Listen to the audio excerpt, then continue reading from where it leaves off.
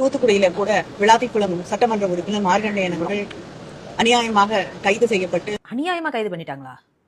அவருக்கு பெயில் கூட கிடைக்கக்கூடிய முடியாத ஒரு சூழலிலே பல நாட்களாக சிறையில இருக்கக்கூடிய நிலையை நாம் பார்த்துக் கொண்டிருக்கிறோம். அவர் தாமா ஜெயில ரொம்ப சௌரியமா இருக்குதுன்னு சொன்னாரு.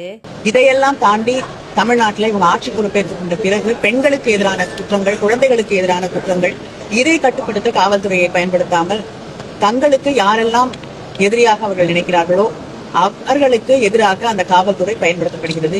எங்களுக்கு சிறைவாசம் ஒன்றும் புதிதில்லை, சிறையில இருக்கிறதெல்லாம் ரொம்ப சந்தோஷம் அப்படின்னீங்க.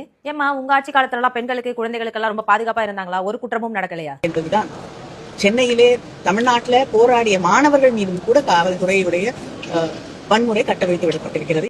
அவர்கள்லாம் மாணவர்கள் இல்லையம்மா, தாங்கள் அனுப்பி வைத்த ஜென்சி கூட்டங்கள். அதுவும் இல்லாம அவங்க எல்லாம் நீட்டை எதிர்த்து போராடல, ஜனநாயகன் படம் வந்திருக்கு அதை எதிர்த்து போராடிக்கிட்டு இருக்காங்க.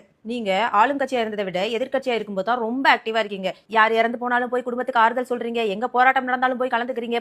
கடந்த 5 வருஷமா உங்களை இவ்வளவு ஆக்டிவா நாங்க பார்க்கவே இல்லையே மேடம். அதனால நீங்க கடைசி வரைக்கும் எதிர்கட்சியாவே இருக்கணும்னு நான் கடவுளை வேண்டிக்கிறேன்.